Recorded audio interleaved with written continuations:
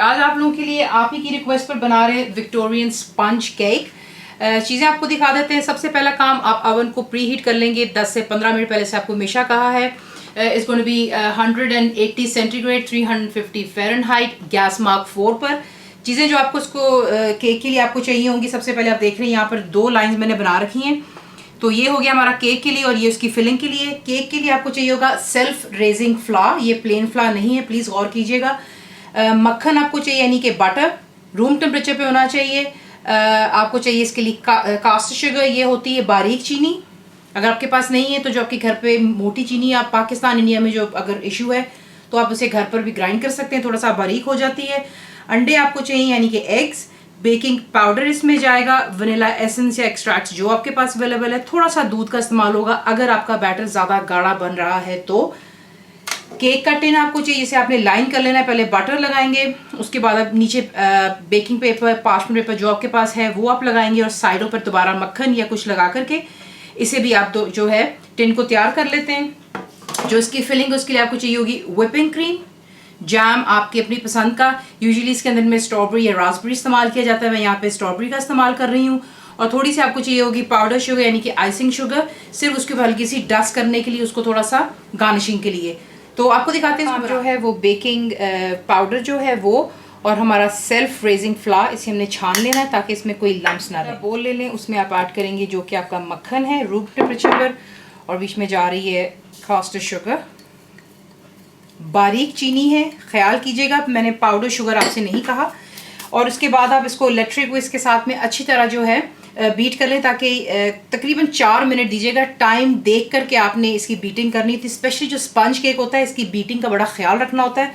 4 minute इसको दीजिएगा, अच्छी तरह इसको क्रीमी हो जाने देख लें। परफेक्टली इसको बीट कर लेने के बाद आप महसूस कर सकते हैं हाथ पे यूँ चेक कर लेने के बाद कि चीनी का बिल्कुल भी कोई दाना जो है बीच में नहीं होना चाहिए। उसके बाद आपने क्या करना है, यहाँ पर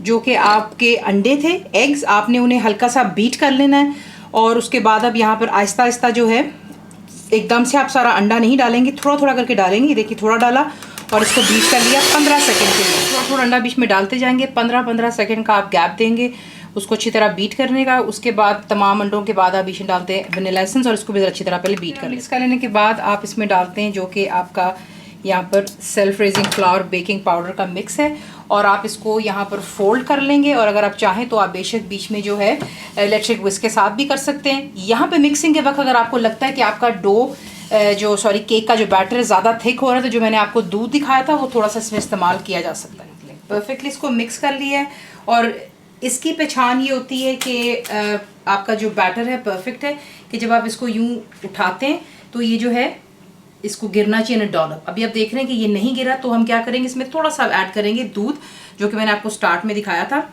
1 से 2 टेबल स्पून है, बिल्कुल थोड़ा सा।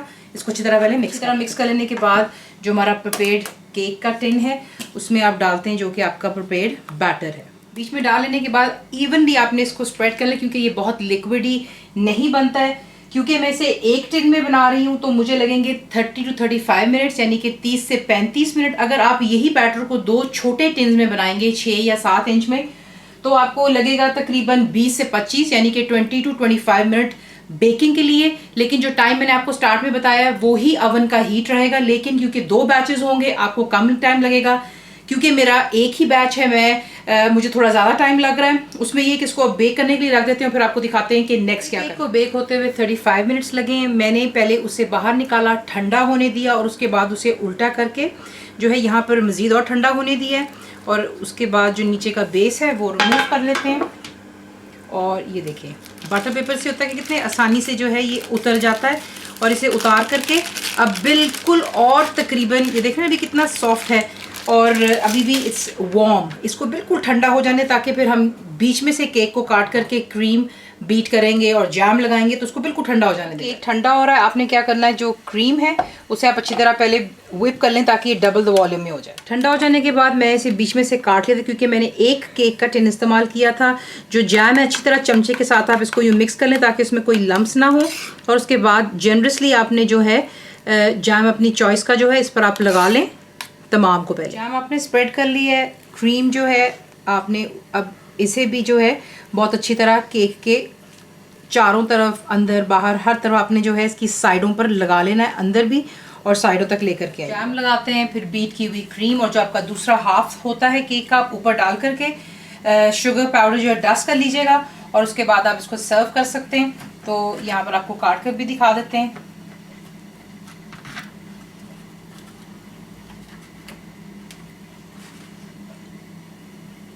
तो ये देख लें, परफेक्टली आपका विक्टोरियन केक यहाँ पर तैयार है। ज़रूर ट्राई कीजिएगा। फुल रेसिपी के लिए आप जाएंगे मेरी वेबसाइट विच इज़ cookWithFaiza.net पर। ज़रूर बनाइए, आपको कैसा लगा। दुआ में याद रखें and thank you for watching the video.